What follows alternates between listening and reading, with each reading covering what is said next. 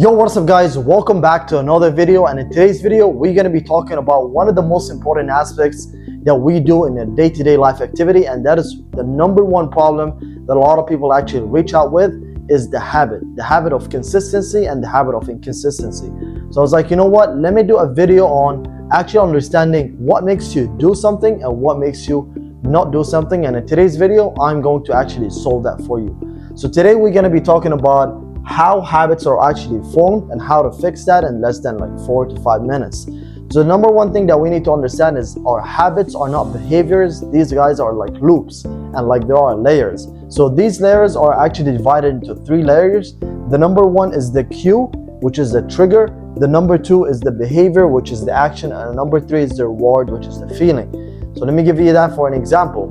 So a cue, a trigger can be something as a stress, something that you're really not comfortable doing, but you know you should be doing, but you don't have a lot of answers for it. So for an example, you could be sitting and you're at work, you need to do that thing, but you're really uncomfortable doing that thing, but you know that you have to do it. Same thing applies with going to the gym, fixing your body, fixing your results.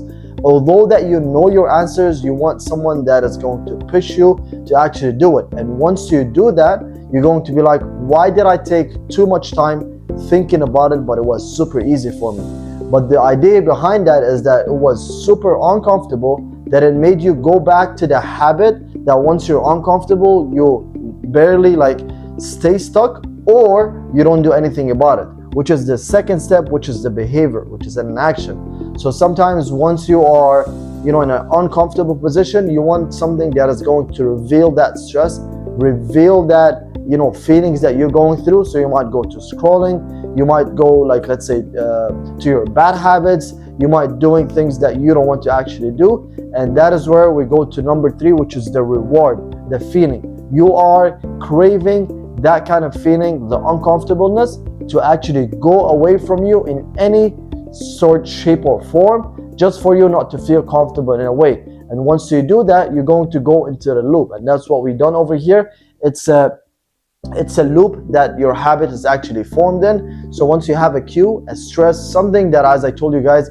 you're not really comfortable doing, you're going to go to the behavior, which is something that, let's say, is going to reveal that stress, reveal that uncomfortable feeling from you, and give you that kind of instant reward, which is the feeling which you might always feel not good about, because you shouldn't be doing, but you're still doing it just to get revealed. And that's why we always say, get out of your comfort zone, because your comfort zone is where the habits are actually formed in a bad way, but now we can actually do it in a good way. Now you can be asking, Muhammad, now how can I fix that?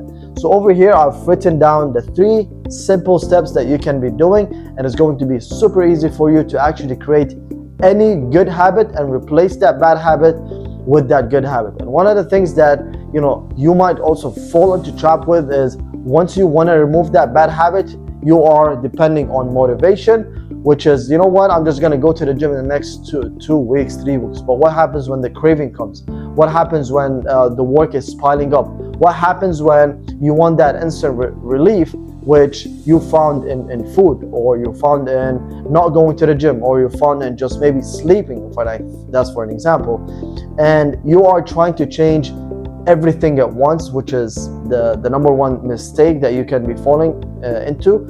And the last one is emptiness. You are doing all of these things because you don't have any clear focus and clear purpose behind what you are actually doing. So the number 3 steps that we're going to be doing is super easy, super simple. I want you to write it down. It's super easy. You can actually do it by today, and you're going to fix your life for the rest of your life. The number 1 thing is, you need to identify that loop. When is that cue that is happening? When is that trigger, that uncomfortable feeling? When do you actually feel that? How do you feel it? What is giving you that triggerness? Is it that email that you don't want to receive?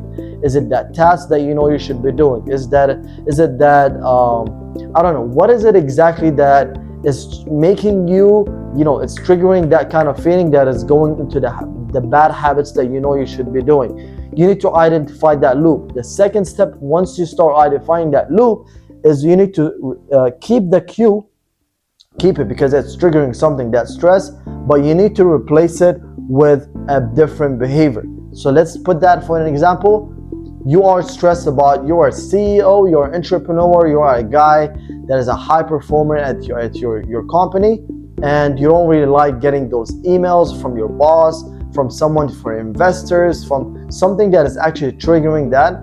So what you kept on doing was, once you received that emails, is you went for food, for an example, to find your comfort zone, just for you to, relieve that kind of let's say feeling. So you went for that food. The trigger is always going to be there. The email, that feeling is always going to be there. But now we need to change that behavior. So for an example, you can go for a 5 minute walk. You can actually sit down with your feelings, understand what's going on and what should you be doing. But the most important thing is you need to replace it with a different action, because the mind is going to be asking, what should I feel and what should I do next? And if you're not going to keep that, it's going to go back to the same old habit. The last one is you need to replace that reward with something that you're actually happy to do and happy to actually achieve. So for an example, we'll go back to the guy that is trying to get back in shape. So stress, emails, food, bad food, which is going to result in a reward of maybe, let's say, instant gratification, but after that he is going to feel bad about it. Now, emails, stress, let's say that kind of feeling, when you go for a walk, the reward is going to be self-trust, something that you're going to be actually happy about for the next hour, 2 hours, 3 hours, and for the rest of the day, because you didn't actually bail out from the goal that you're after, and you didn't surrender for the feelings that you're after, and actually change that habit in a good way.